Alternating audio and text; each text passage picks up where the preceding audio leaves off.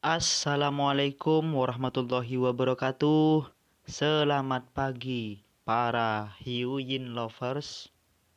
Kali ini Mimin akan bercerita sebuah anime yang bertemakan Zero to Hero, di mana pemeran utama dari anime ini adalah orang yang paling lemah di muka bumi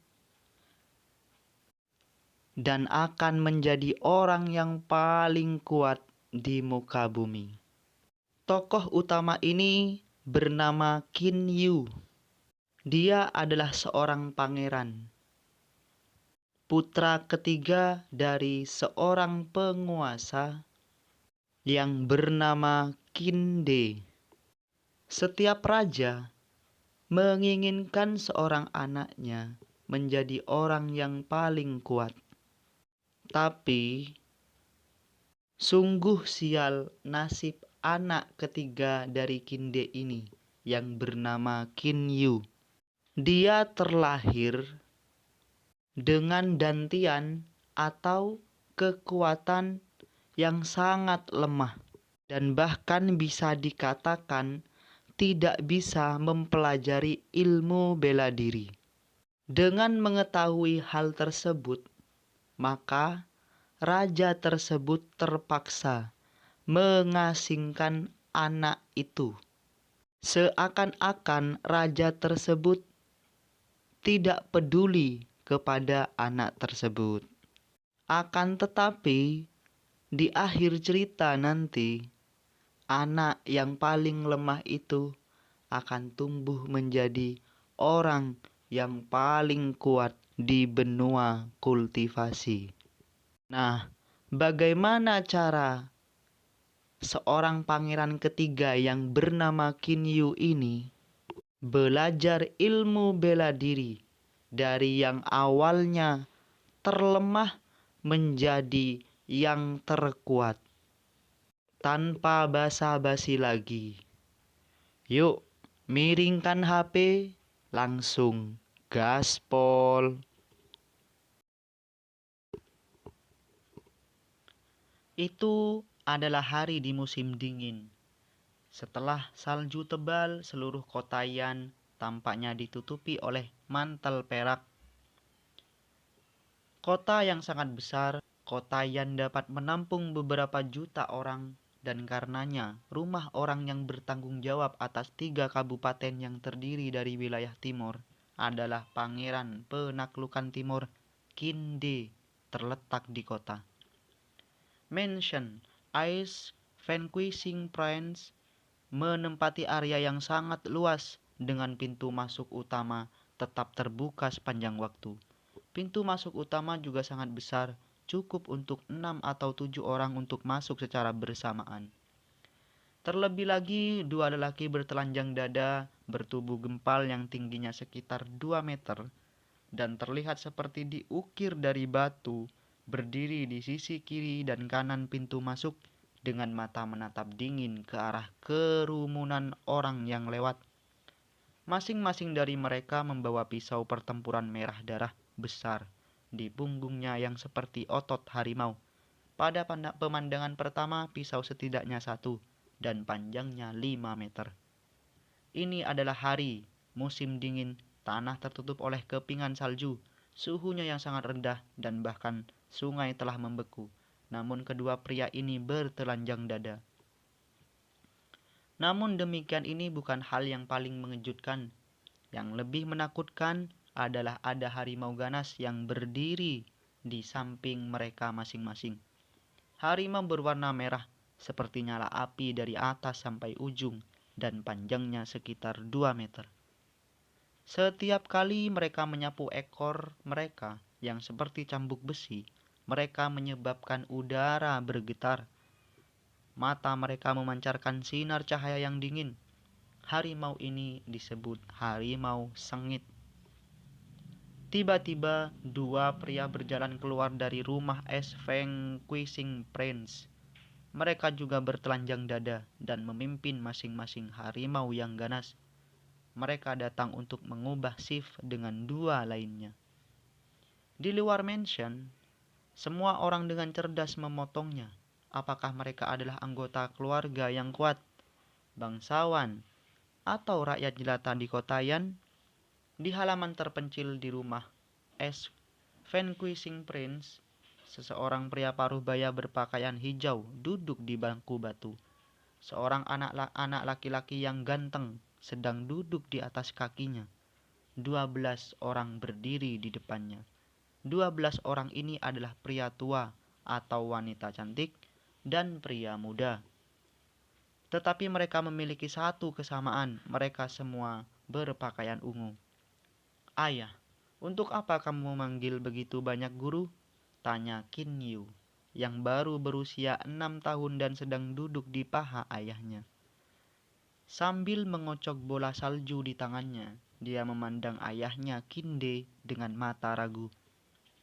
Kinde membelai kepala Qin Yu dengan penuh kasih, kemudian mendongak dan berbalik ke 12 orang. Dia tiba-tiba berkata, "Kamu telah mengajar Yu-er selama beberapa waktu. Baiklah, jangan ragu. Beritahu saya jika Anda memiliki penilaian." 12 orang saling memandang. Kemudian seorang pria berjanggut putih maju selangkah. "Yang mulia," katanya, "setelah mengamati pangeran ketiga dari setiap aspek, kita melihat bahwa pangeran ketiga memiliki minat pada keterampilan yang tidak konvensional, tetapi sama sekali tidak tertarik pada hal-hal seperti cuaca berkuasa. Menurut penilaian kami, tidak mungkin bagi pangeran ketiga untuk menjadi penguasa yang sempurna. Tampaknya agak subjektif bagi mereka untuk membuat pernyataan seperti itu setelah tetap berhubungan dengan bocah itu hanya selama beberapa hari. Tetapi Kinde tidak ragu. Dia menghela nafas dalam-dalam, menatap Qin Yu tanpa disadari dan berkata dengan senyum paksa, "Oh begitu, Yu-er seperti ibunya. Dia tidak tertarik pada kekuatan duniawi, tetapi dalam hal berlatih seni bela diri, dia adalah titik-titik." Mengatakan di sini, Kinde tiba-tiba berhenti. Dia kemudian melambaikan tangannya dan berkata, "Periode waktu ini pasti menyusahkan Anda. Anda semua sekarang bisa meninggalkan rumah ini. Yang mulia, kami pergi." 12 orang membungkuk serempak, kemudian meninggalkan halaman kecil yang terpencil untuk secara bergantian. Sekarang hanya ada Kinde dan putranya, Qin Yu di halaman. Kinde tetap diam. Setelah beberapa saat, dia menatap Qin Yu dengan mata penuh makna. Ngomong-ngomong, Qin Yu yang berusia 6 tahun masih belum bisa memahami arti dari ini. "Ada apa dengan ayah? Kenapa dia tidak bicara?" bertanya-tanya dia. Tapi dia sangat pintar sehingga dia tidak mengganggu ayahnya. Setelah tanpa ibunya sejak kecil, di dalam hatinya ayah adalah yang paling penting selain 2 kakak lelakinya. Setelah beberapa waktu, Kinde masih duduk. Qin Yu telah duduk diam di paha ayahnya selama ini. Tiba-tiba teriakan seorang bangau muncul. Sian derek putih terbang ke arah mereka. Di siang, derek terduduk seorang pria, paruh baya yang tampan dan sikap anggun dan anggun. Sian Kren hanya membutuhkan waktu beberapa saat untuk tiba di halaman.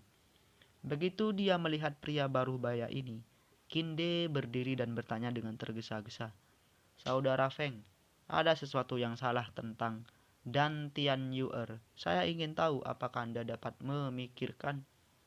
Mata Kinde seperti itu. Feng Yuzi secara alami tahu apa yang salah dengan teman baiknya. Dia hanya menghela nafas dan berkata, "Seperti yang saya katakan sebelumnya, sama sekali tidak ada harapan untuk Yu-er dalam berlatih seni bela diri, yang mulia. Dantiannya yang sangat aneh tidak dapat mengumpulkan energi internal, jadi tentu saja dia tidak bisa berlatih seni bela diri. Dantian semacam ini adalah bawaan dan bahkan tidak ada peluang untuk menemukannya dalam jutaan orang. Jadi saya juga tidak punya solusi." Mendengar hasil ini, Kinde perlahan duduk dan merenungkan untuk waktu yang lama. Ayah, apakah energi internal itu? Mengapa dantian saya tidak bisa mengumpulkan energi internal? Baru saja para guru juga berbicara tentang penguasa atau sesuatu. Apa maksud mereka? Tanya Qin Yu yang berusia 6 tahun dengan mata terbelalak. Dia ingat apa yang dikatakan sebelum lama ini dengan jelas. Kinde tersenyum pahit di dalam, tapi dia masih menenangkan Qin Yu. "You jangan terlalu banyak bertanya. Anda tidak suka mempelajari ini dan itu, dan ingin pergi ke Mystic Villa, bukan?" Mata Qin Yu segera bersinar dengan kegembiraan, tampak seperti bintang terang di langit malam. Dia berkata, jadi saya tidak perlu mempelajari buku-buku yang membosankan itu lagi. Villa berkabut. Saya suka mata air panas, cinta menatap bintang-bintang, dan suka menonton matahari terbit. Kinde tersenyum. Baiklah, Yuer. Jika kamu mau, aku akan memberimu Mystic Villa. Ada juga 1000 prajurit yang akan menjadi milikmu untuk diperintahkan. Jika Anda menginginkan sesuatu, beritahu ayah Anda secara langsung. Ini luar biasa. Wow, Mystic Villa adalah milikku sekarang. Saya bisa berendam di sumber air panas setiap hari. Ini akan terasa sangat enak, kata Qin Yu. Pipinya merah karena kegembiraan. Senyum di wajah Kinde benar-benar dipaksakan, tetapi Qin Yu masih tidak melihat sesuatu yang tidak biasa. Senang kau menyukainya, Yuer. Anda harus tidur dulu. Setiap kali Anda ingin pergi ke Mystic Villa, Anda hanya perlu memberitahu kakek Lian Anda. Tersenyum Kinde sambil mengetuk kepala Qin Yu. Selamat tinggal ayah, selamat tinggal Paman Feng. Qin Yu melambaikan tangannya kemudian pergi ke kamarnya. Kinde tersenyum dan melihat Qin Yu memasuki ruangan. Wajahnya tiba-tiba mengeras. Dengan mengguncang tubuhnya, ia tampaknya berubah menjadi gumpalan asap hijau dan menghilang dari halaman. Feng Yuxi juga menghilang setelah dengan anggun seperti serat kapas mengambang.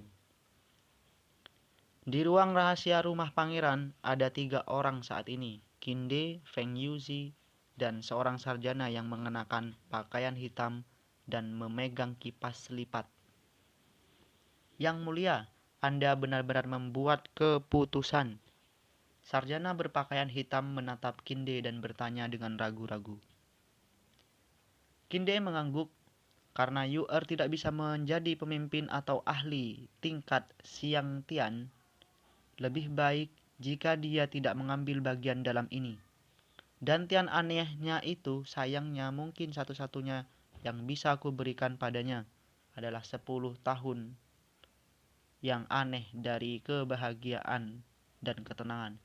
Ketika tiba saatnya bagi kita untuk melaksanakan rencanaku, Yuer tidak akan dapat memiliki hari yang damai juga. Feng Yuxi berpikir sejenak lalu memutuskan untuk berbicara. Yang mulia, haruskah rencana Anda ini dilaksanakan? Anda harus tahu konsekuensi apa yang akan dihasilkan rencana setelah dilakukan, bukan?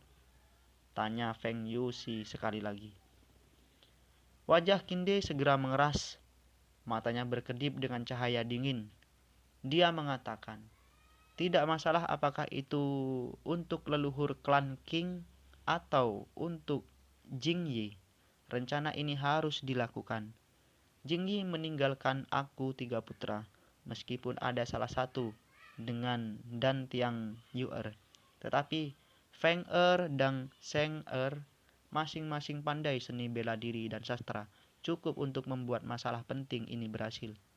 Su Yuan, sudahkah langkah pertama catur bayangan dimulai? Cendekiawan berpakaian hitam, Su Yuan, melambaikan kipasnya beberapa kali lalu melipatnya dan berkata sambil tersenyum. Jangan khawatir yang mulia. Saya memiliki semua yang ada di telapak tangan saya. Bagus. Sangat bagus. Mata Kinde memancarkan niat membunuh. Tempat di mana pangeran penakluk Timur Kinde hidup disebut benua Qianlong yang memiliki wilayah luas. Sampai hari ini belum ada yang bisa mengukurnya. Ini sebagian besar disebabkan oleh kenyataan bahwa bagian paling timur dari benua Qianlong ditempati oleh hutan belantara yang sangat luas. Hutan belantara memiliki banyak barisan pegunungan yang tinggi dan ditutupi oleh hutan lebat. Ia juga memiliki binatang iblis yang tak terhitung jumlahnya, yang lebih dalam. Pergi ke hutan belantara, semakin berbahaya binatang yang akan dia temui.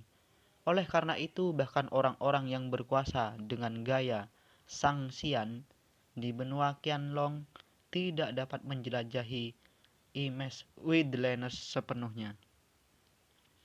Di sisi barat Wildlands besar ada 3 kerajaan besar, masing-masing diperintahkan oleh dinasti Chu, dinasti Ming, dan dinasti Han. Populasi dari 3 kerajaan berjumlah sekitar 10 miliar orang. Wilayah benua itu bahkan lebih besar lagi. Dari 3 dinasti Chu adalah yang paling kuat. Tetapi ada klan yang sangat istimewa di dalam kerajaannya, klan Qin. Klan Qin menempati 3 kabupaten yang terdiri dari wilayah timur dari 12 kabupaten kerajaan Chu. Ia memiliki warisan yang telah diturunkan selama beberapa ratus tahun. Pijakannya di 3 wilayah timur begitu mendalam sehingga bahkan Kaisar Chu akan merasa sangat sulit untuk berurusan dengan klan Qin. Selain itu, klan memiliki korps unik yang disebut Fire Tiger Corps, harimau sengit, merah tua dari ujung rambut sampai ujung kaki dan memiliki tubuh yang cukup besar, adalah jenis harimau tertentu. Metode pembiakan mereka dalam skala besar adalah rahasia paling penting dari klan Qin. Klan Qin memiliki pasukan 600.000 tentara dan 50.000 diantaranya memiliki korps harimau sengit. Setiap prajurit korps mengendarai Fire Tiger. Setelah serangan yang sangat kuat itu sendiri ditambah dengan prajurit yang dipasang, harimau menjadi lebih sulit dikalahkan. Raungan dari 50.000 Fire Tiger sendiri dapat menyebabkan banyak kerusakan pada moral musuh. 50.000 prajurit Fire Tiger dengan mudah dapat memusnahkan pasukan besar lebih dari 100.000 kavaleri biasa. Kekuatan seni bela diri sangat penting di benua Qianlong. Masing-masing dari 3 kerajaan besar di sini memiliki setidaknya 1 Siusianis yang berfungsi sebagai wali nasional di mata rakyat jelata. Siusianis adalah dewa. Begitu pedang terbang mereka ditarik, mereka bisa memenggal seseorang dari ratusan dan ribuan li. Menggunakan pedang mereka, mereka bisa terbang ke tingkat ke-9 langit. Apakah prestasi seperti itu tidak hanya mampu dimiliki oleh makhluk abadi? Mystic Villa dibangun di Gunung Donlang. Gunung ini tingginya 3.000 meter. Dan karena itu dapat dianggap sebagai gunung yang tinggi. 2 tahun telah berlalu. Kinyu sekarang adalah anak laki-laki berusia 8 tahun. Dia telah tumbuh sedikit lebih tinggi. Matanya sekali memancarkan kebijaksanaan tetapi jauh di mata ada sedikit kesedihan. Pada saat ini Kinyu sedang berjalan di jalan gunung sendirian dengan elang muda hitam berdiri di bahunya. Xiaohe, sudah 2 tahun. Ayah saya hanya mengunjungi saya sekali dalam 2 tahun penuh. Kinyu menggigit bibirnya kemudian berbicara dengan elang muda di bahunya. Dia menemukan elang muda ini 1 tahun yang lalu ketika berkeliling di Gunung Donglan dan dengan mudah membawanya. Memiliki emak elang sebagai teman, dia tidak terlalu kesepian. Ayahnya adalah teman sehari-hari sebelum dia berusia 6 tahun.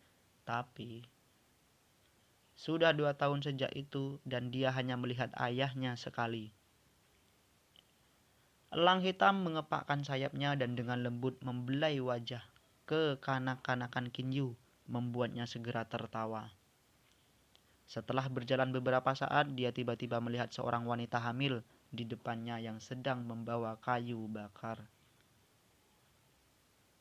Dia segera berbalik ke Raja Wali dan berkata, "Xiao He, mari kita bantu bibi ini, oke?"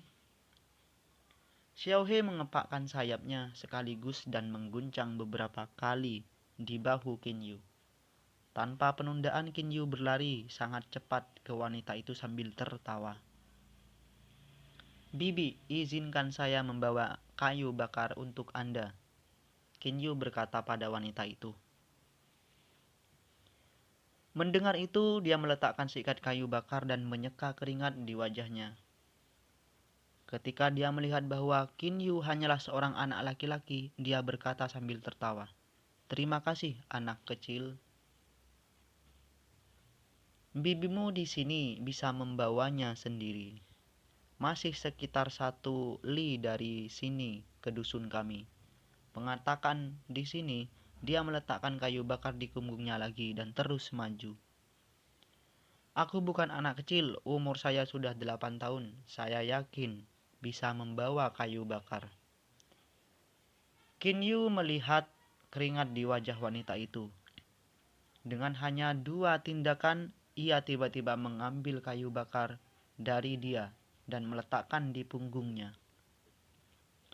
Seikat kayu bakar bukan apa-apa bagi orang awam, tetapi bagi anak lelaki 8 tahun itu sangat berat.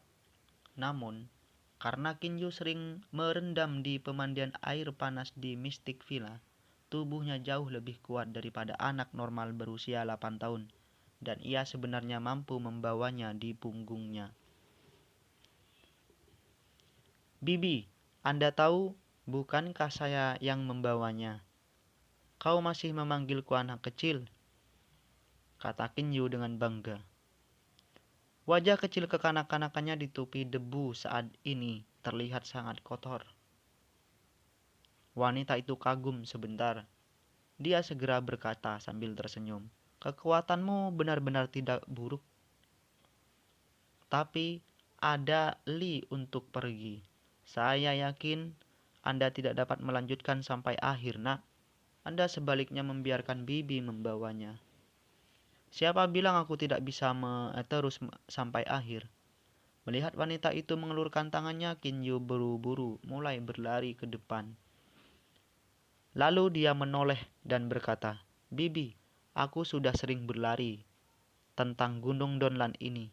Saya tahu ada dusun di atas li dari sini. Itu harus dusunmu. Ayo pergi, percepat." "Hah? Kamu tidak secepat aku." Wanita hamil itu tersenyum lebar. Anak ini dari keluarga mana dia? Memiliki putra seperti ini, orang tuanya pasti sangat senang.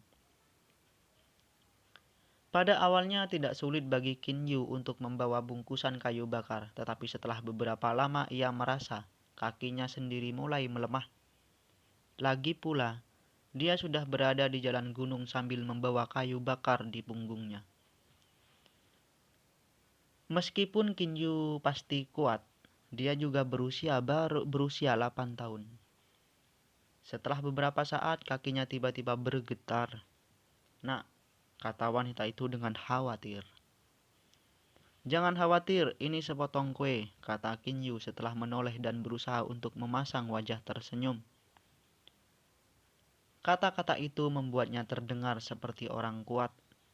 Namun, jalan gunung tidak setuju dengan mereka. Kaki Kinyu memukul batu dan dia tidak bisa membantu tersandung. Kemudian seluruh tubuhnya jatuh ke tanah dengan bunyi gedebuk. Wanita itu segera berjalan. Dia memegang kayu bakar dan membantu Kinyu berdiri. Wajah mungilnya sekarang penuh debu dan terlihat sangat kotor. Merasa sangat bersalah, dia menoleh ke wanita itu dan berkata, "Bibi, sebenarnya aku masih bisa membawanya. Baru saja saya tersandung batu." Baiklah, Bibi tahu kamu masih bisa melanjutkan. Tapi dusunnya ada di depan. Saya sangat berterima kasih. Wanita itu meletakkan kayu bakar di punggungnya. Melihat bahwa Kinyu tidak terluka, dia membantunya membersihkan wajahnya. Kemudian dia dengan hati-hati memperingatkan lagi dan lagi untuk pulang. Hanya setelah Kinyu mengangguk dan berjanji bahwa dia akan melakukannya, dia kembali ke dusun. Kinyu melihat dusun yang berjarak sekitar 100 meter di depan dan berkata dengan cemburut, "Xiaohe, saatnya pulang." Kemudian dia langsung tersenyum, tapi sekarang jauh lebih mudah bagi Bibi. Dia akan tiba di dusun segera. Senyumnya cemerlang, itu adalah senyum dari lubuk hatinya. Di tempat rahasia di dekatnya, 3 orang saling memandang. Mereka adalah para ahli yang diam-diam melindungi Kinyu. Dia adalah putra Ace, Vanquishen Prince, dan Prince ketiga. Tidak kurang, jadi bagaimana mungkin baginya untuk berlarian sendirian di gunung besar. Pangeran ketiga masih anak-anak, tetapi dia sudah sangat baik. Saya tidak mengerti mengapa Yang Mulia mengirim pangeran ketiga ke Mystic Villa. Dia hanya mengunjunginya sekali dalam 2 tahun. Setiap kali melihat pangeran ketiga duduk sendirian di puncak gunung sepanjang malam, melihat tubuh kecilnya ditelan angin dingin malam itu, aku merasa tidak bahagia. Erang satu orang dengan suara rendah. Laki-laki lain mengangguk dan berkata, "Kapanpun pangeran ketiga menatap langit, ekspresinya membuat hatiku sakit." Yang Mulia, cukup. Yang Mulia ingin melakukan bukanlah apa yang bisa kita pahami. Tugas kita hanyalah melindungi pangeran ketiga dengan baik. Tiba-tiba di jalan gunung, seorang laki-laki berkulit gelap dengan mata sebesar lonceng tembaga muncul dengan kecepatan tinggi pada seekor harimau merah tua. Dia berkata dengan keras ketika dia melihat Kinyu, "Pangeran ketiga, pangeran pertama dan pangeran kedua telah tiba." Kinyu sangat bersemangat sehingga matanya berkilauan. Dia berlari ke pria berkulit gelap sekaligus dan melompat ke punggung harimau. Wajahnya memerah karena kegembiraan. Dia berkata dengan tergesa-gesa, "Paman Wang, cepatlah, ayo pergi. Mari kita kembali ke Mystic Villa." Pria itu memeluk Kinyu dengan hati-hati kemudian mendorong Fire Tiger untuk turun gunung dan dengan kecepatan tinggi meninggalkan awan debu. Mystic Villa terletak di lereng Gunung Donlan. Di permukaan ia berpatroli dan dijaga oleh sekelompok tentara ganas, tetapi berapa banyak ahli yang dimilikinya secara rahasia tidak diketahui oleh orang luar. Selain itu, karena Mystic Villa memiliki Ice Vacation Prince, hanya orang yang berpikir hidupnya terlalu lama akan datang ke sini untuk menimbulkan masalah. Di luar Mystic Villa ada 2 singa batu besar dan 2 tertanda yang mengenakan baju besi hitam, berdiri tegak di sisi pintu masuk utama. Mereka menirik keluar terus-menerus dan terlihat seperti 2 pohon pinus yang bangga. Tubuh mereka yang besar dan kuat memiliki sifat alami pembunuhan. Udara pembunuh itulah yang hanya bisa dimiliki oleh prajurit yang benar-benar telah melalui pertempuran berdarah. Pangeran ketiga. Kedua para prajurit lapis baja hitam itu tiba-tiba berlutut dan berkata dengan hormat. Kinyu dengan cepat melompat turun dari punggung harimau. Elang hitam berdiri kokoh di bahunya. Kinyu jelas sangat senang dan bersemangat saat ini. Dia berlari melalui pintu masuk dengan kecepatan yang sangat cepat dan pada saat yang sama dia berkata sambil tertawa kepada 2 tentara, "Paman, tolong berdiri dengan cepat." 2 tentara lapis baja hitam itu berdiri.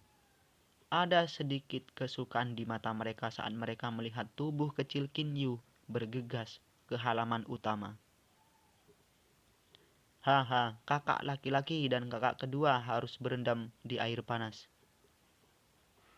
Tanpa berpikir banyak, Kinyu berlari langsung menuju sumber air panas di taman barat Mystic Villa. Dia bahkan bergumam, aku jelas penguasa Mystic Villa. Berani-beraninya kedua orang ini memasuki sumber air panas tanpa izin saya.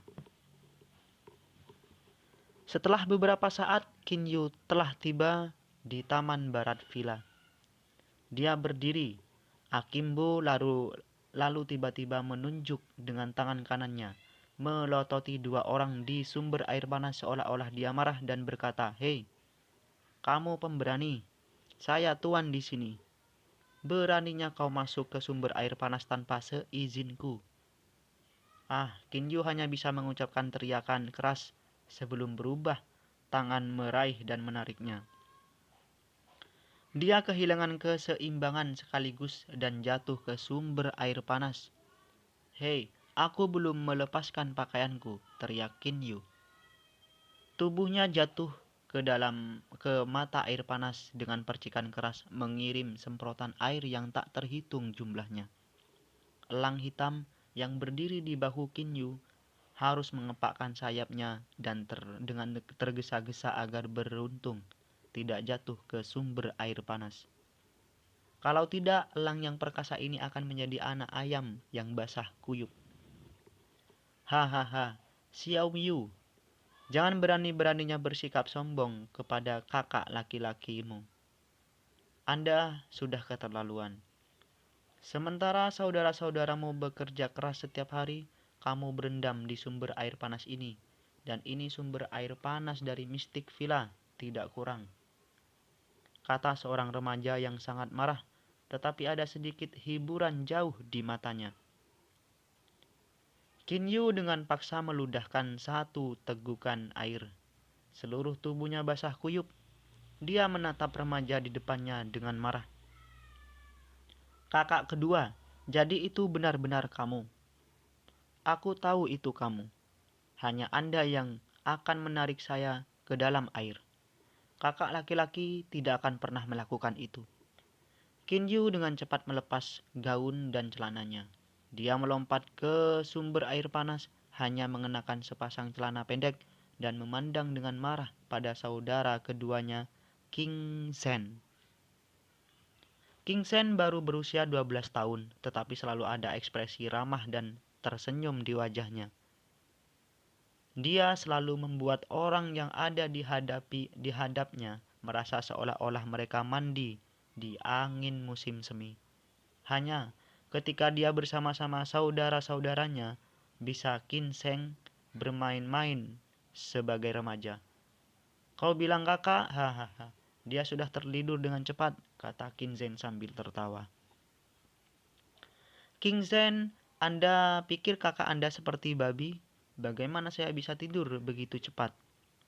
kata seorang pria muda yang tenang yang baru saja berbaring dengan mata tertutup di sisi lain dari sumber air panas.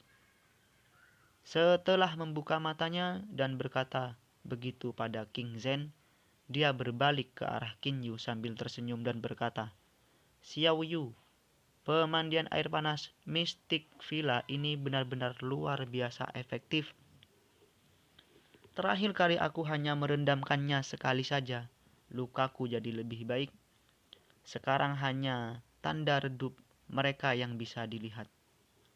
Jika saya merendamnya selama beberapa hari lagi, mungkin seluruh tubuh saya akan menjadi seperti milik Anda." Ini adalah kakak laki-laki Kinyu, Qin Feng, yang berusia 16 tahun. Karena berlatih seni bela diri, ia tampak seperti berusia 18 atau 19 tahun. Kakak Qin Feng adalah orang yang paling disenangi Kinyu. Terakhir kali mereka bertemu, dia melihat dengan matanya sendiri bahwa kakak laki-laki bisa meledakkan pohon besar, paha orang dewasa hingga hancur berkeping-keping. Dan sekali pukul, jadi dia sangat iri dengan kecakapan bela dirinya. Bisa dari sumber air panas, Kinyu berdiri dengan cara yang sangat nakal, menjulurkan dada kecilnya mengangkat kepala kecilnya dan berkata dengan bangga, "Tentu saja, tidak ada pertanyaan bahwa sumber air panas Mystic Villa adalah luar biasa efektif."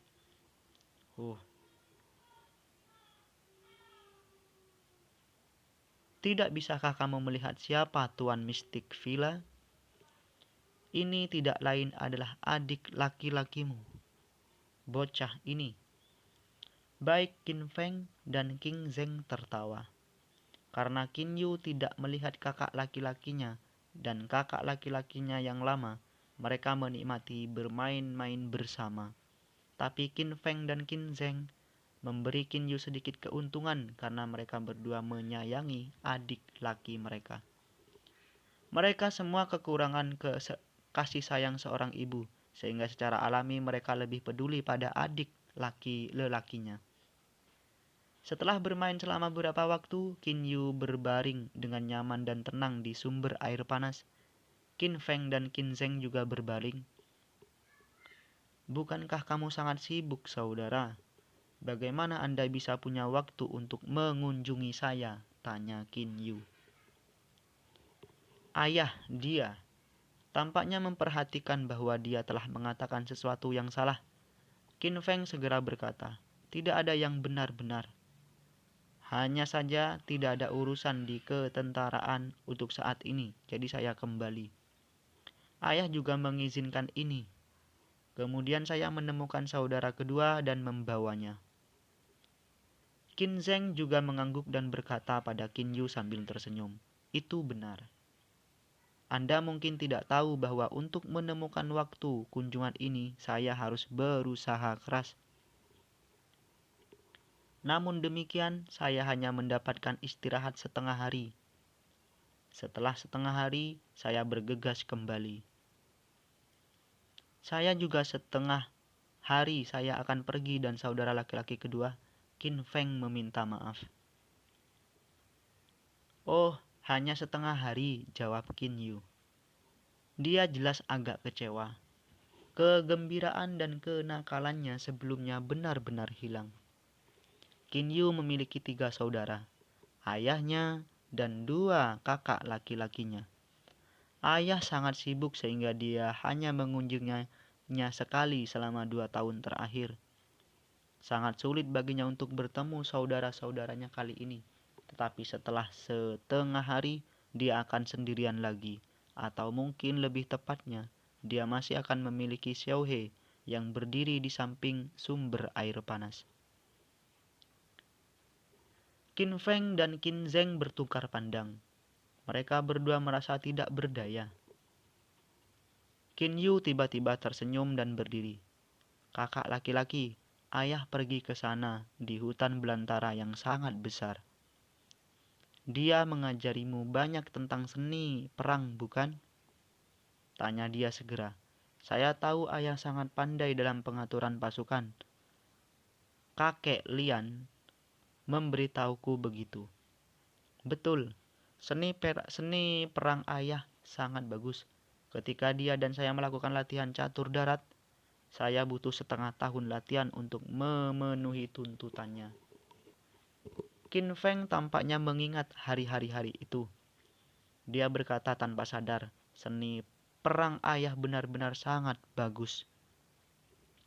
Kakak laki-laki, Qin Zheng menatapnya. Jantung Qin Feng berdetak kencang. Dia tidak bisa menahan senyum getir di dalamnya. Dia tahu, dia ceroboh tentang apa yang dia katakan. Qin Yu tampaknya tidak memperhatikan itu. Dengan ekspresi yang sangat bersemangat, ia mulai berbicara dengan Qin Zheng dan Qin Feng tentang apa yang terjadi pada mereka hari ini. 3 bersaudara mengobrol di sumber air panas untuk waktu yang lama. Maka hanya setengah pesta makan malam, Qin Feng dan Qin Zheng pergi. Di luar Mystic Villa, Qin Yu mengenakan jumlah brokat hitam, mengikuti 2 saudara lelakinya, dan matanya saat mereka pergi dan melambaikan tangannya. "Selamat tinggal kakak-kakak kedua." Mata Qin Yu berbinar tanpa henti. Qin Feng dan Qin Zheng berbalik dan tersenyum ke Qin Yu. Kemudian mereka melompat ke dua Fire Tigers. Ada sekitar 100 tentara retak di belakang mereka, yang juga mengendarai Fire Tigers. Dalam waktu singkat, mereka telah menghilang di jalan gunung tanpa jejak. Di suatu tempat di jalan gunung, Qin Feng dan Qin Zheng mengendarai dua Fire Tiger berdampingan. "Kakak, kali ini kamu benar-benar ceroboh dengan kata-katamu. Xiaoyu tidak suka hal-hal seperti perencanaan atau pembuatan kebijakan. Juga karena masalah dantiannya, dia tidak bisa berlatih untuk menjadi komandan militer. Jadi, dia tidak bisa melakukannya dengan baik dalam seni militer ataupun sastra. Energi ayah telah dihabiskan untuk kami berdua, sedangkan Xiaoyu tidak bisa melihatnya sepanjang tahun. Dia sendirian. Anda mengatakan ayah dan Anda telah melakukan latihan catur darat selama setengah tahun. Menurutmu apa yang dia rasakan tentang itu?" kata Qin Zheng kepada Qin Feng. Dia jelas sangat kesal. Qin Feng berkata dengan senyum paksa, "Kakak kedua, saya tidak memperhatikan saat itu. Setelah itu saya menyesal mengatakannya juga." Tiba-tiba wajah Qin Feng mengeras. Dia berkata, "Kakak kedua, karena masalah bawaan dantiannya, Xiaoyu tidak bisa melakukannya dengan baik dalam seni bela diri dan sastra. Dia tidak memiliki kekuatan yang cukup untuk melindungi dirinya sendiri. Kami berdua harus melindungi Xiaoyu dengan baik. Kita tidak boleh membiarkan siapapun menggertaknya. Jika ada yang berani menggertak Xiaoyu, aku akan membuat mereka menyesal dilahirkan," kata Qin Zheng dengan sedikit kekejaman di matanya.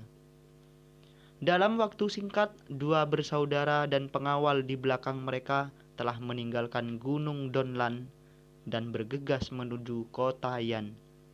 Larut malam, di Gunung Donlan, tubuh kecil dan kurus duduk di puncak gunung dalam angin dingin. Seekor elang hitam berdiri dengan tenang di bahunya. Qin Yu menonton langit berbintang dengan cara ini, tetapi ada pandangan di matanya yang jauh lebih dewasa daripada anak-anak lain pada usia yang sama. Setiap hari ia membaca buku di ruang belajar sendirian atau merenungkan sendirian. Ini telah memberikan Qin Yu pikiran yang jauh lebih unggul daripada anak berusia 8 tahun. "Xiao He," Qin Yu tiba-tiba mengucapkan, tapi matanya menatap langit berbintang. Elang hitam di bahunya membuat beberapa gerakan. Matanya yang hitam pekat bergerak menuju beberapa kali, tetapi tidak mengerti untuk apa pemiliknya memanggilnya. Qin Yu tiba-tiba memiliki senyum tipis di wajahnya. Senyum bahagia berbinar. "Xiao He, kamu tahu, ketika saya masih sangat kecil, ayah sering tinggal bersama saya dan banyak peduli tentang saya. Setelah 12 guru itu datang, dia membiarkan saya mengikuti guru-guru ini untuk belajar. Meskipun saya tidak suka hal-hal itu, saya berusaha keras untuk memaksakan diri untuk mempelajarinya sehingga ayah akan bahagia. Saya belajar karakter-karakter itu dengan sangat cepat dan ayah bahkan menyebut saya keajaiban. Tetapi setelah itu, dia berhenti sejenak kemudian melanjutkan. Saya ingat dengan jelas ketika saya berusia 6 tahun. Di halaman rumah ayah yang terpencil, ke-12 guru itu mengatakan sesuatu seperti saya tidak cocok untuk menjadi penguasa. Kemudian Paman Feng mengatakan dantian saya bermasalah dan tidak bisa mengumpulkan energi internal, sehingga tidak mungkin bagi saya untuk mengejar seni bela diri. Setelah itu saya datang ke Mystic Villa. Sejak saat itu ayah tidak lagi memperhatikan atau peduli padaku. Pada saat itu, saya tidak tahu apa itu dantian dan tidak tahu apa itu penguasa. Jadi saya bahkan berpikir bahwa ayah benar-benar membiarkan saya datang ke sini untuk bermain. Tapi Kinyu menurunkan kepalanya dan menggigit bibirnya. Matanya terlihat sangat tertekan. Dalam 2 tahun ini, saya juga bertanya kepada orang-orang seperti Paman Wang tentang makna dantian dan penguasa. Saya pikir saya sudah mengerti mengapa ayah tidak lagi memperhatikan saya. Kinyu berhenti lagi dan menatap langit berbintang. Saya benar-benar tidak suka buku-buku tentang perencanaan dan pembuatan kebijakan. Bahkan saya memaksakan diri untuk mempelajarinya. Saya benar-benar ingin melihat ayah tersenyum dan mendengar dia menerima dan memuji saya. Tetapi buku-buku licik itu, buku-buku kejam itu, saya memaksakan diri saya dan menekan ketidaksukaan saya untuk membacanya. Saya tahu semua tentang skema dan siasat itu, tetapi saya tidak bisa memaksakan diri untuk mengeksekusinya. Saya tidak bisa melakukannya. Ayah, aku benar-benar tidak bisa. Kinyu menangis getir dalam suara rendah. Tubuhnya kurus dan lemah. Xiaohe berdiri di satu sisi di tubuhnya, menggerakkan matanya di sekelilingnya, dan membersihkan wajah Kinyu dengan sayap kecilnya. Kinyu mencondongkan kepalanya dan melihat elang muda di bahunya. Kemudian dia memeluknya erat-erat ke dadanya. Elang tetap diam di dada Kinyu seolah-olah tahu suasana hati tuan kecilnya saat ini. Xiaohe, aku benar-benar ingin mendengar pujian ayah. Ingin melihat senyumnya yang bahagia. Benar-benar ingin, gumam Kinyu dengan suara yang semakin rendah. Di tempat rahasia di puncak gunung, 3 ahli yang diam-diam melindungi Kinyu menghela nafas tanpa henti. Tiba-tiba, sebuah meteor memotong langit berbintang, memancarkan sinar cahaya yang menyilaukan. Untuk sesaat di langit, kecemerlangan meteor melampaui bintang apapun. Meteor, mata Kinyu tiba-tiba bersinar. Dia segera melepaskan Xiaohe di dadanya, berdiri, menutup matanya dengan erat, meletakkan tangannya di depannya. Saya berharap ayah peduli padaku, sama seperti dia lakukan kakak laki-laki dan saudara laki-laki kedua. Saya tidak takut dia akan memukul atau menghukum saya. Saya hanya ingin dia tidak mengabaikan saya. Kinyu perlahan membuka matanya dan melihat meteor yang telah tiba di cakrawala. Ayah pernah mengatakan permintaan yang dibuat sebelum meteor akan menjadi kenyataan. Dia tidak bisa menipu saya. Itu pasti akan menjadi kenyataan. Melihat ke langit berbintang, wajah kekanak-kanakan Kinyu memiliki ekspresi tegas. Tiba-tiba, ide cemerlang muncul di benak Kinyu. Matanya cerah, dia menepuk kepalanya. Ah, aku benar-benar bodoh. Seni bela diri dan sastra. Seni bela diri dan sastra. Saya tidak bisa berhasil dalam sastra. Tetapi tidakkah saya akan berhasil dalam seni bela diri juga? Paman Wang mengatakan ada banyak teknik energi internal di dunia. Mungkin beberapa dari mereka cocok untuk dantian saya. Bahkan jika tidak ada, siapa yang mengatakan berlatih teknik internal sangat diperlukan dalam seni bela diri? Kinyu setelah semua hanya anak berusia 8 tahun. Meskipun pikirannya telah matang, banyak berkat membaca banyak buku sendirian, dia masih anak-anak. Karena Feng Xiuxi mengatakan di masa lalu bahwa seseorang dengan masalah dantian tidak dapat mengejar seni bela diri, ide tetap terbentuk dalam pikiran Kinyu. Hanya pada saat ini dia terbangun. Apakah benar-benar mustahil bagi seorang dengan dantian aneh untuk mengejar seni bela diri? Nah, dengan resolusi, alu besi bisa ditumpuk sampai ke jarum. Prinsip ini dikatakan oleh ayah. Selama saya berusaha keras, Saya akan berhasil, kata Qin Yu pada dirinya sendiri sambil mengangguk berulang kali. Matanya dipenuhi dengan keyakinan yang tak tertandingi serta tekad. Xiaohe, ayo pergi. Ayo kembali ke villa. Qin Yu melakukan apa yang dia katakan sekaligus. Karena dia sekarang memiliki tujuan, semuanya menjadi berbeda.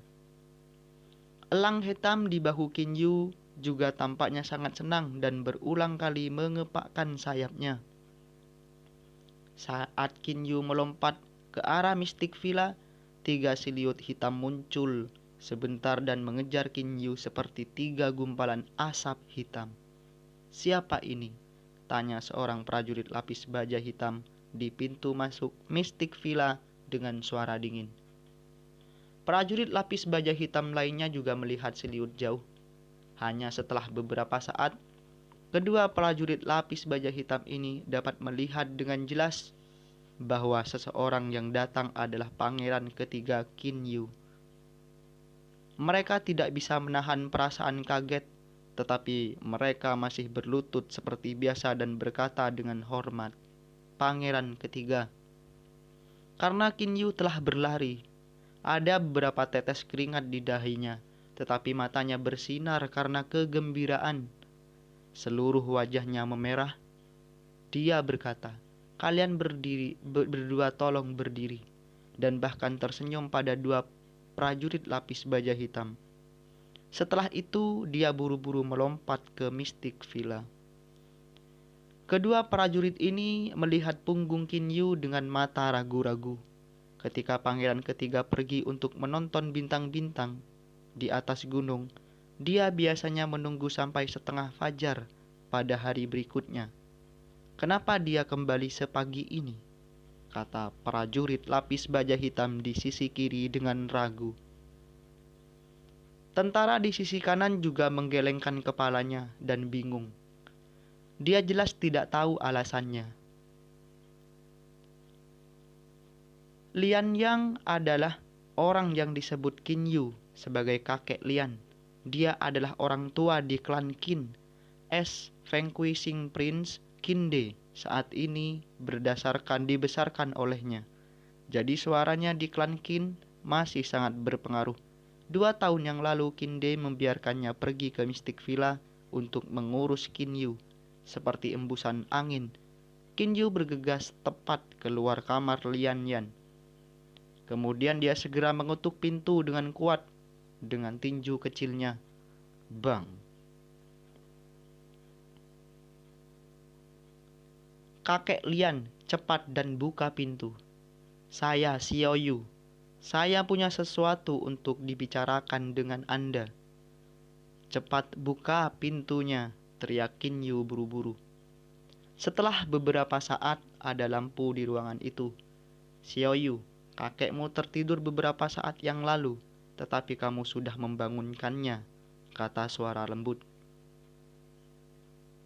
Kemudian pintu terbuka. Seorang pria tua yang baik berusia 60-an yang terbungkus mantel muncul di depan Qin Yu.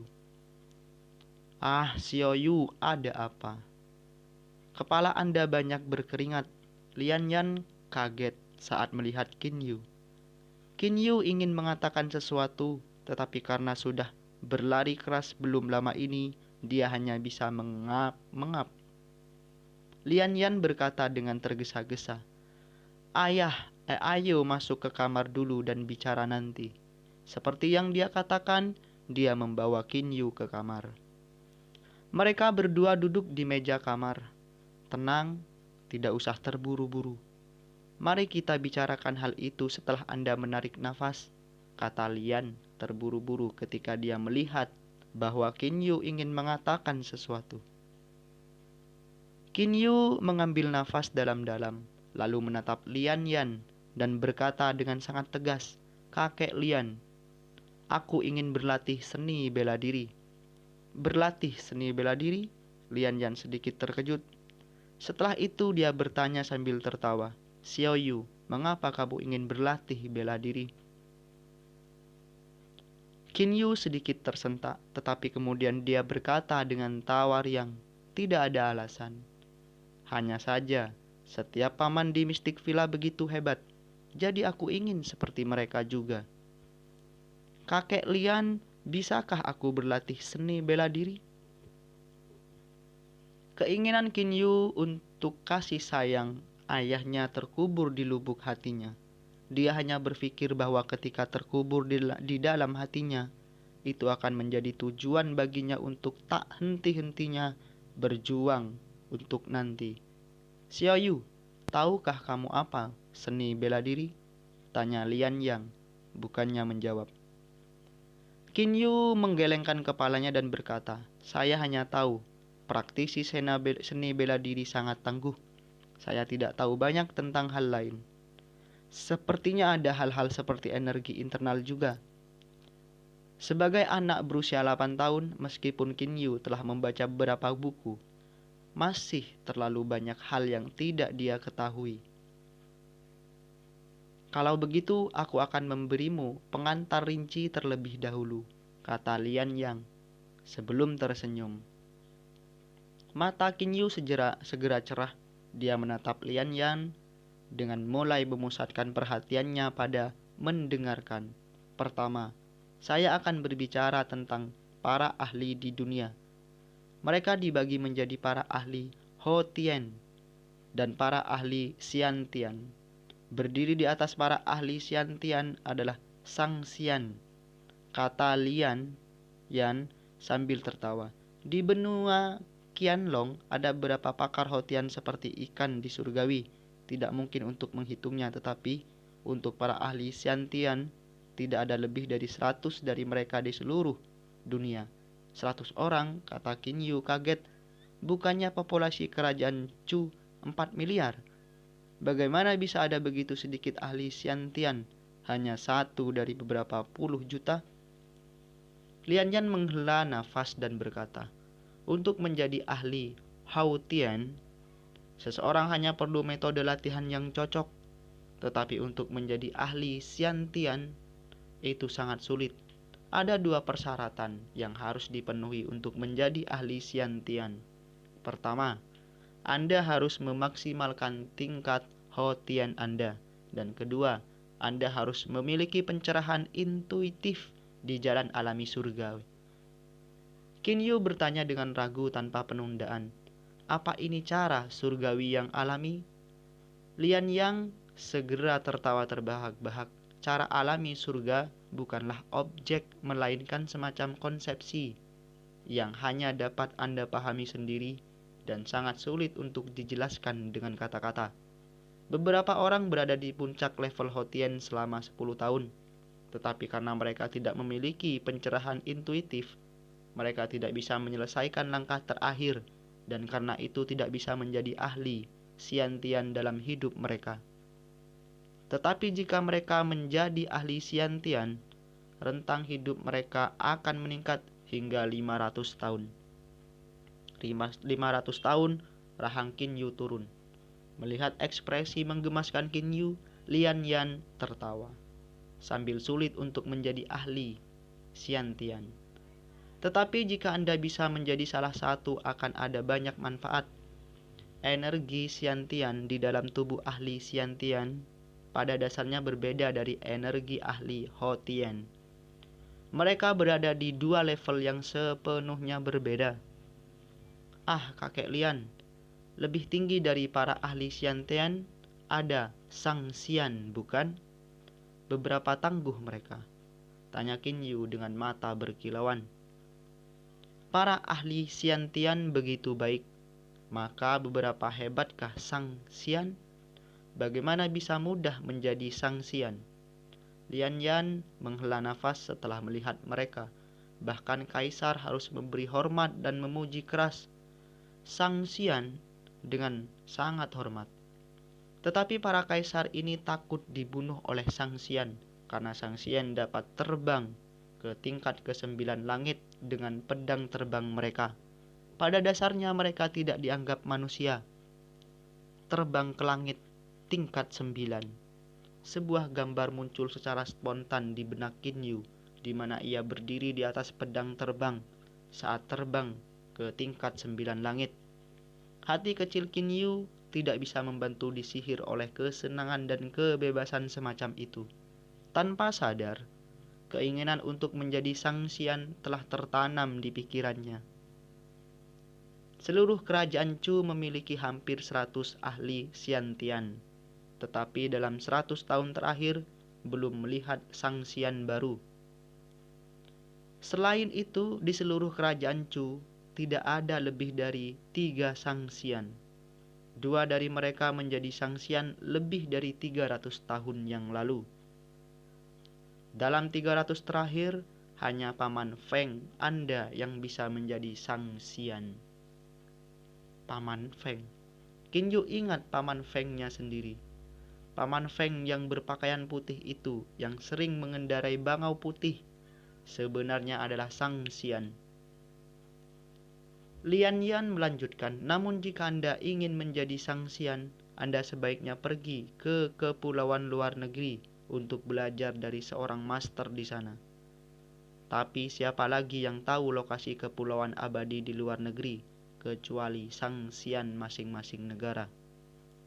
Jika rakyat jelata dapat melihat Sang Xian, akankah mereka memiliki kualifikasi untuk bertanya kepada Sang Xian tentang lokasi kepulauan abadi di luar negeri? Bahkan jika lokasinya diketahui, kepulauan abadi di luar negeri benar-benar terlalu jauh dari benua Qianlong. Setiap tahun lebih dari 10.000 orang di benua Qianlong mencari kepulauan abadi di luar negeri untuk mempelajari seni bela diri. Mereka semua adalah orang-orang yang luar biasa, tetapi ada terlalu banyak bahaya tersembunyi di lautan. Jadi hanya 1 dari 1.000 orang yang bisa mencapai kepulauan abadi di luar negeri hidup-hidup, kata Lian Yan secara emosional. Mata Qin Yu segera bersinar. Dia bertanya, "Kakek Lian, 10 orang mencapai kepulauan abadi di luar negeri setiap tahunnya. Lalu, mengapa ada begitu sedikit Sang Xian di benua Qianlong ini?" Menurut pemahaman Qin Yu, setiap tahun memiliki 10 Sang Xian. Lalu haruskah benua Qianlong tidak memiliki terlalu banyak dari mereka? Tetapi jumlah Sang Xian di seluruh benua Qianlong terlalu kecil. Dalam beberapa ratus hingga 1.000 tahun terakhir, ada kurang dari 10 Sang Xian secara keseluruhan. Bagaimana kamu bisa menjadi Sang Xian hanya dengan mencapai kepulauan abadi di luar negeri? Kata Lian Yan sambil menggelengkan kepalanya. Sang Xian sangat istimewa. Bagaimana mungkin bagi semua orang untuk menjadi Sang Xian? Bahkan jika metode latihan ini diketahui semua orang, hanya ada 1 dari 1.000 orang yang memiliki bakat yang diperlukan untuk mempraktekkannya. Bukankah itu berarti butuh hampir 100 tahun bagi salah satu orang yang tiba di kepulauan luar negeri untuk menjadi Sang Xian, karena hanya ada 10 dari mereka setiap tahun? Qin Yu segera merasakan betapa sulitnya menjadi Sang Xian. Lian Yan tiba-tiba berdiri dan melihat keluar jendela. Sang Xian, itu nama yang menyilaukan. Banyak ahli di seluruh benua Qianlong menjadi gila karenanya. Tak terhitung ahli yang semuanya ingin menjadi Sang Xian untuk bisa memenggal seseorang dari ribuan li. Bersegera setelah pedang terbang ditarik, kekuatan sihir macam apa ini? Ada sedikit keinginan di mata Lian Yan. Lalu dia berkata dengan emosional, "Bahkan ayahmu juga selalu membutuhkan bantuan Sang Xian. Jika satu lagi Sang Xian membantu ayahmu, mungkin tujuannya akan tercapai." Hati Qin Yu tiba-tiba berdetak lebih cepat. Tujuan ayah. Pada saat yang sama, arus hangat mengalir ke seluruh tubuhnya. Qin Yu segera merasa bahwa seluruh tubuhnya penuh semangat. Jika saya berlatih seni bela diri dan menjadi Sang Xian, ayah akan sangat senang. Ketika saatnya tiba, saya dapat membantunya juga. Memikirkan dirinya menjadi sang Xian bisa membantu ayahnya dan bisa mendapatkan pujian dan rasa hormat. Hati Qin Yu yang kesepian dan merindukan cinta ayah memanas. Karena ayah, aku pasti akan menjadi sang Xian, pikir Qin Yu menggigit bibirnya. Matanya memancarkan resolusi. Nah, itulah episode pertama perjalanan Qin Yu meraih kesuksesannya. Tunggu episode selanjutnya yang akan tayang setiap hari ya. Terima kasih. Selamat pagi.